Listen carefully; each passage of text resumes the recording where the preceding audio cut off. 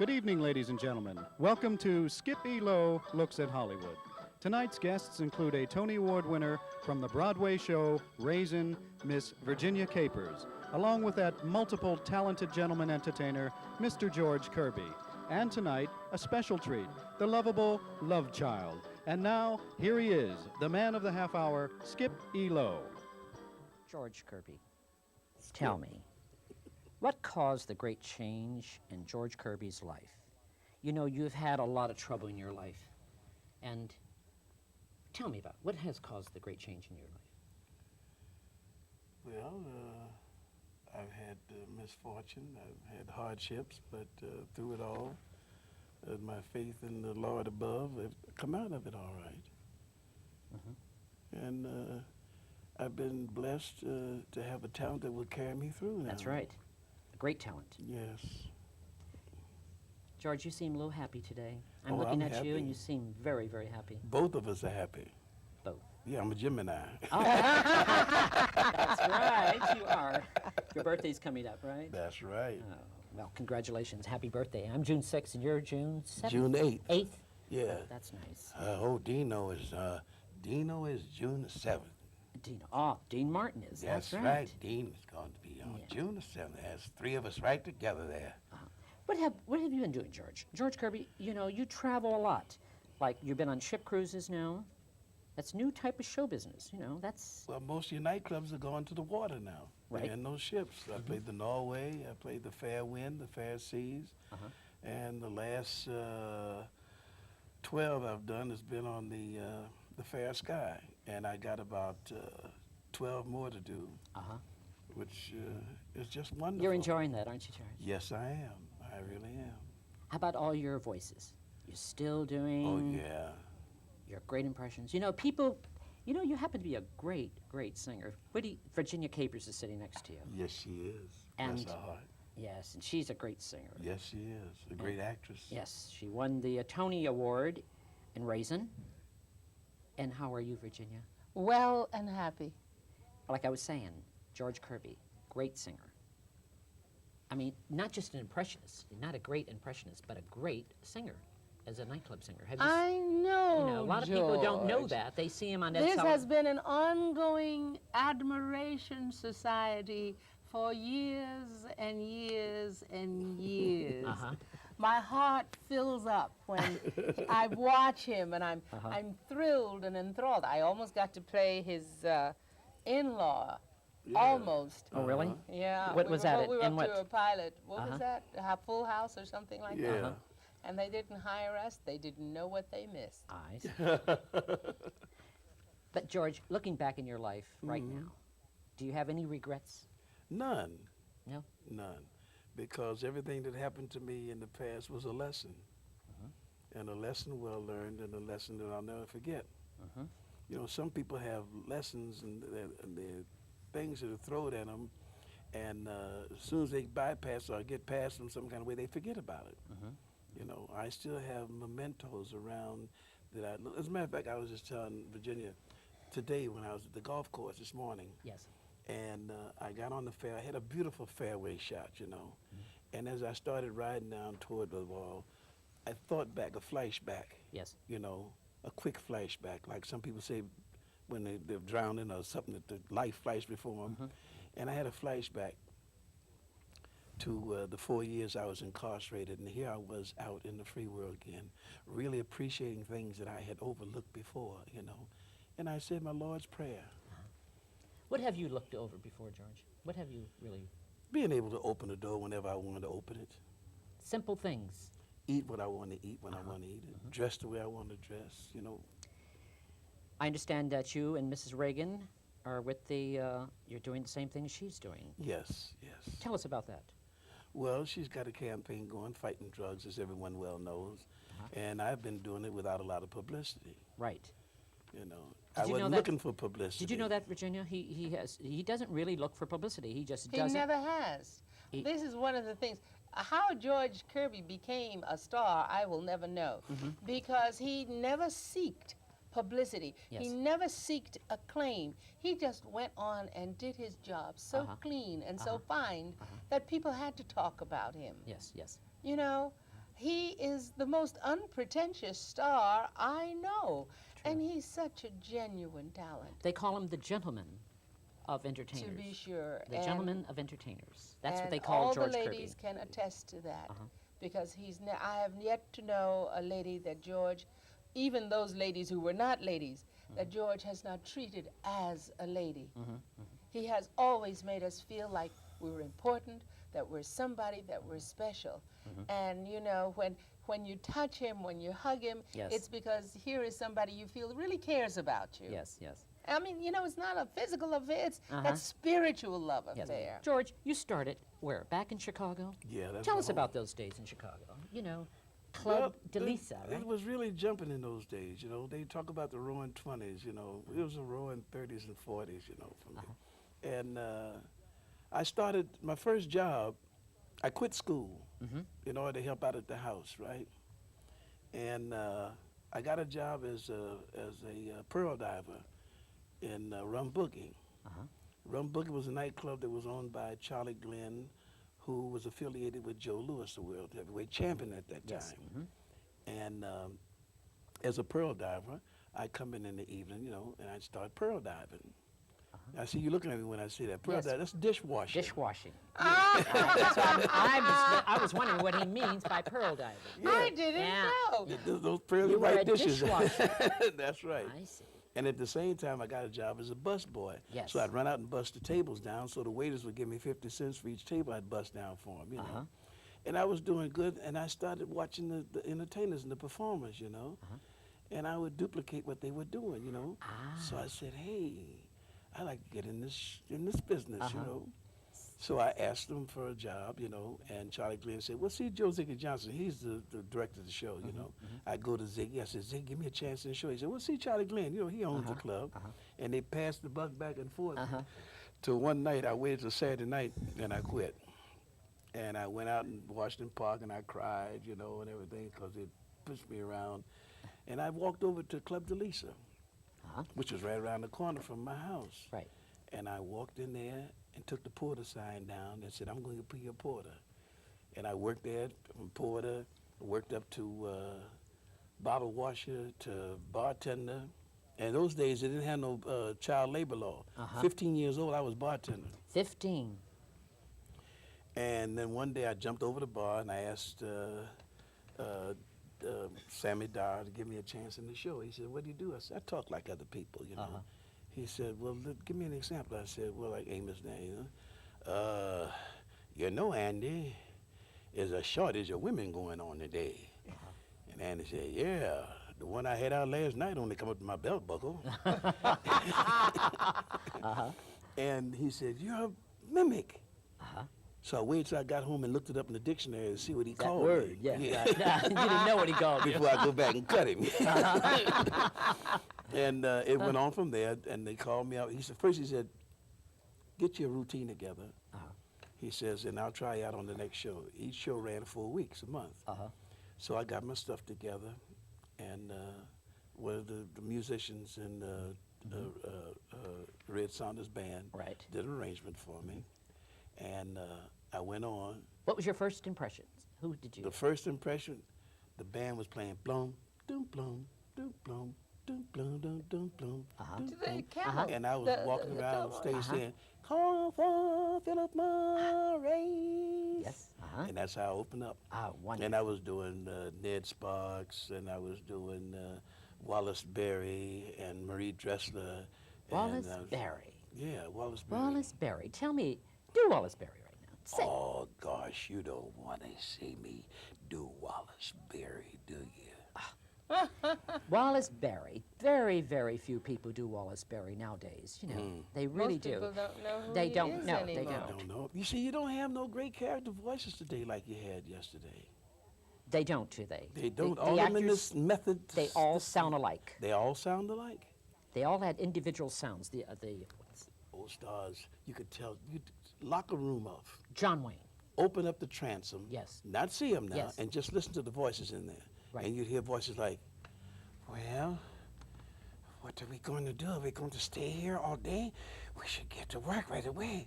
How about you? Take it easy, my little friend. We'll find out where the Maltese Falcon is. Right, my friend? You guys keep arguing back and forth, and sooner or later we're going to get that Maltese Falcon. See, right away you knew it was Andrew's sisters. Sidney Greenstreet and What's that other Peter one? Lorre. Peter Oh, fantastic. You have them down, boy. Oh, I tell you. You remember Edna Mae Oliver? Yes, yes, of She course. used to always play a queen or something. Yes, yes. As long as I'm Queen of England, you do as I say do. But you know one's my favorite is Pearl Bailey, the one. Oh, honey, now, everyone asks. I come off the stage and there's some of them they say, you didn't do Pearl, honey. They always love that one, don't They want That's- Pearl. They do. Yes. Yeah, she's a Pearl wants Pearl, too. Virginia Capers, what is new and exciting in your life? I just heard that you got a series. Come on, tell us about that. After 11 tries, the 12th, it was a heartbreaker, Skippy. The 12th one I did, when they tell you go and get the script, and with my background and my experience, what do I need to go get the script? Right. But this time I went and I got the script, but I waited until the day of the interview to go and get the script. And the role was so good, and they said, it's a pilot, it's blah, blah, blah, and I'm excited now. Pilot money, if it doesn't go to series, at least you make the money, right? And then I got the role. The role is a magnificent role. She is the head of the probation department. She has been working on a program to get it funded so that police officers would be probation officers. Yes. And she picks up this one guy whose portfolio impressed her. Because he did things spontaneously and things that were for the good of all. But he was a schlock cop. Yes, yes. Who's played by Michael Nury, by the way. And he comes into her office. He's not paying any attention. Her little subordinate is trying to give him the rules and regulations of the day. He picks up the phone. He's out for chasing criminals. And I'm watching from a distance. Now, you get this lady. She walks in. She disconnects him. And he says, you cut me off. She said, that isn't all I'm going to cut off if you don't put down that phone. My type of broad. Virginia is in a new movie right now with Richard Pryor. JoJo Dance. JoJo Dance. Yes. The reviews are. I like the movie. Do you? Yeah. tell me- I just didn't think he had to flash back as many times as he did to himself on the operating table. I haven't seen the movie, and I understand. Because the movie's great. It is good. All the characters are wonderful. Yeah. And she's in the film. And Yes, she Yes, is. I'm the fortune teller in the whorehouse. How and, nice. and if you need any help on probation, see me. Fantastic. Virginia, tell us about your Lafayette Players. Lafayette Players You have West. We have just, would you hand me that I wonderful- certainly will, darling. We have just picked up a major endorser, and I will be on CBS with her. With Angela Lansbury. Yes. How wonderful. And she sees where what I am trying to do is not only worthwhile, that it's overdue and should have been done a long time ago. I'm in the process of raising $5 million to create the first black theater complex in Hollywood. It will be a part of the Hollywood revitalization effort. And it will be someplace that no matter where you are in the world, and you say, I want to see black actors, I want to see black performers, because we're going to have a showroom too. Good.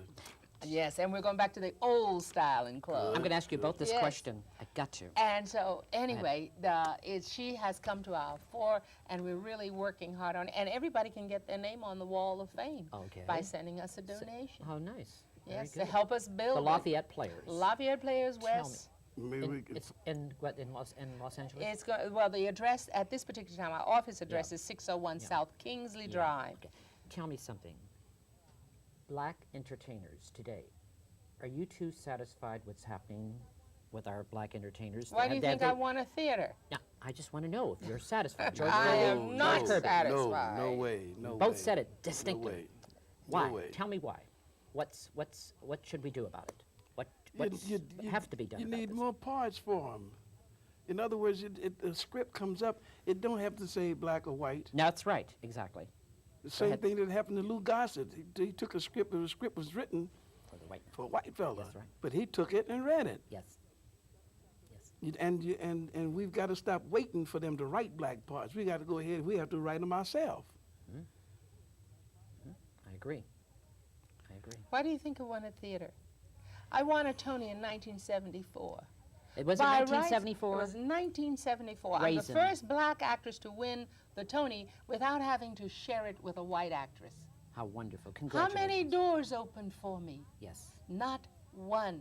After I came off the road, after playing to standing room only for 3 years on Broadway, taking a show on the road playing to standing room only, Yes. I come off of the road, and for 9 months I sit without a job. Without a That job. don't make sense. It don't make sense, you know. You know, I beat out Carol Channing and Michelle Lee. Michelle Lee is all over the Tell TV. me something. Are you both satisfied with our American government here in this country? The American government, do you think that has a lot to do with it? Well, let's face it. Is Even it though our Mr. government, Reagan our is system, the government even system? Mr. Reagan is an actor, and he is not for the arts the way the Kennedys were. Also, you have to realize the trends in the country are changing. We're not interested in culture like we used to be. Yes. We're now talking about the homeless and the hungry. Yes. You see, which of course is necessary. But when it's all over and the civilization passes, Yes. the only thing that is left is the art. I see. George, what do you feel about our government here in this country? Well, number Fine. one, the government is involved now with playing chess with Russia. And they're so busy that entertainment only comes by when Sinatra and them put on something in the White House, or they have some people at the White House. They think about show business at that particular moment, but that's all. Yes. You see, and the thing is, what they should be worried about is we've already been invaded. So forget about the bombs and the guns and the rockets and all that stuff, because we've already been invaded with drugs. Yes, yes. Mm. Yes, we They're are. drugging the country. They're getting drugs in left and right. Where do you think the drugs really coming from, George, mostly? They're coming from any place where they can get the poppy seeds. Anywhere where they can grow the poppies, that's where it's coming from. I see. George Kirby, War II. You served in the World War II. Yes. Tell me about those days. You know, you're a gentleman, and you know you love your country, and you went and served for our World War II. Yes. I served both theaters too. Yes, you did. I was in Europe and in the South Pacific. Yes, And we had segregated armies in. we did. That's right. I see. You had all black outfits and you had all white outfits. And there were times that we had battles among ourselves, I see. you know. You don't think that changed? There's not much change in that today. Well, it's changed now quite a bit. It has. Number one, they're getting more money. I only got $21 a month, Yes. you know. They're integrated now, Yes, you know. yes. You'll find black officers and things like that. We only had a handful of black officers Yes. in those days. Yes. Now you find them coming out of West Point and Yes. everywhere, you know. Sophie Tucker. Let's think. Sophie Tucker brought you. Tell me about Sophie Tucker. Sophie Tell me about the Tucker- day. Yeah. Well, Sophie Tucker, I was playing the Paramount Theater with Duke Ellington, and got word from Sophie Tucker that she was going to Europe, to London, and she was taking me with her, if it was possible. We worked through William Morris' office then, you know. They signed up, and I went over in '48 with her. We played the London Casino Theater, and it was just wonderful. And each night, you know, I had to stop by her dressing room before leaving, you know. And she says, "How's Margaret?" Well, Margaret was my aunt, my mother's sister. And she was known as the modern Black Patty in her day. Uh-huh.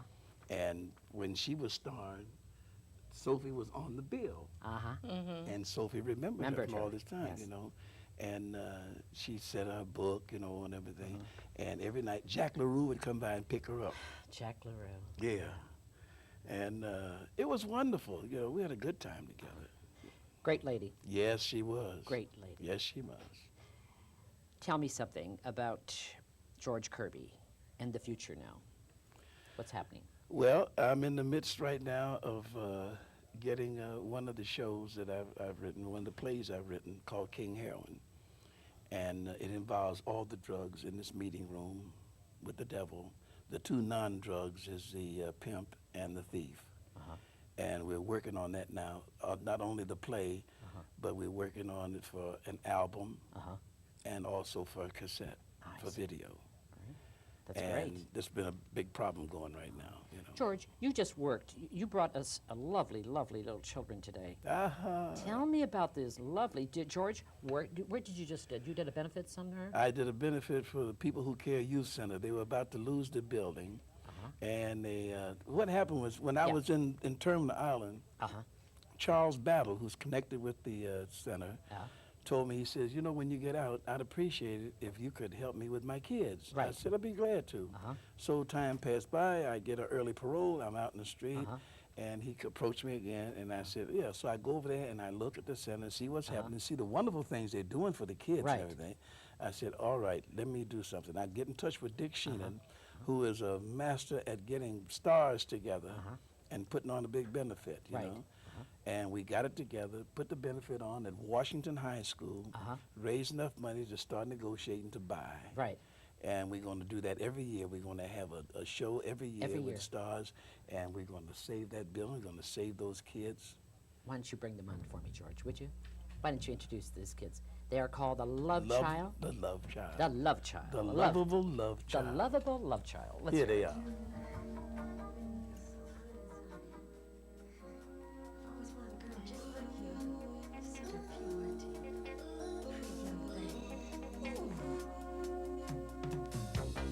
Where did you come from, baby? And ooh, won't you take me there? Right away, won't you, baby? Tenderoni, you got to be. Spot money, just sugar fly with me. Don't you know now is the perfect time? We can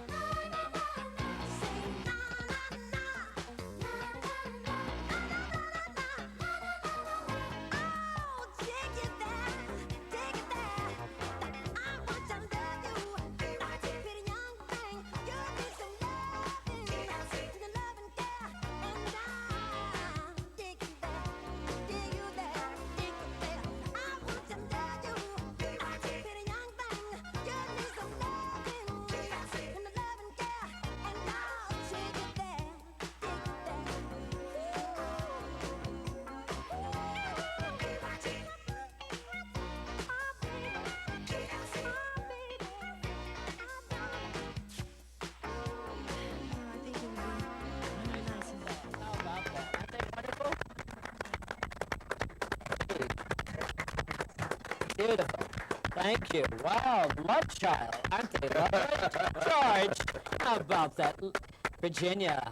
Lovely. They're great. The Lafayette players, we Lot got to of sign him up talent. there. How about A that? lot of talent. There are lots of Aren't talent they adorable? there. Yes, they are. More than adorable. George Kirby. What I like is they got them working. They got them busy. That's how children stay out of trouble. Keep them busy. Is that it? Is that the secret? Of course, it's a secret. Didn't right. your mama keep That's you busy? right. I know your mother kept you kept busy. me very I kept busy on my own. I kept busy too. Is that what you tell the young performers out there today, Virginia Capers? First thing I tell them is to get an education. That's number one. Because in this business, just like George will tell you, you meet people from every walk of life. Right. And there's that security in having an education. And then if you're going to be in this business, keep this together. Yes, yes. Keep this together. Keep your head together. Of course. And be of a single eye. Be of a single. If you're going to give it your best, give it your all. Yes. Give it your all. And don't compromise your talent. Don't compromise. Don't bastardize. Don't prostitute. Don't compromise. Go for it. George Kirby. Yes. Ed Sullivan. Tell me about that. Oh, must have been great those days, get on Ed Sullivan days. Oh, yeah. I did You've done a lot of them. 21 years with him. 21 years. 21 years. I never with got him. the opportunity. I was an Arthur Godfrey loser. Yeah, were you Well, you know, a lot of people don't realize, they forget. I was in television when it was Kinescope. You really were. Yes, in New York. I was on Kate Smith's show when she had a show. Right. When Jackie Gleason had the band, the big orchestra, and was conducting the big orchestra, the Yes. numbers he wrote, you know. Yes, of course. I was on there with Gary Moore and Derby Kirby when they had Martha Davidson's spouse. And used to bring the animals on. This Yes. is all Davis. black-white Kinescope. Yeah. And with Milton Berle, when they first started out with him and everything, you know, and the guy on the corner with the derby. Of course.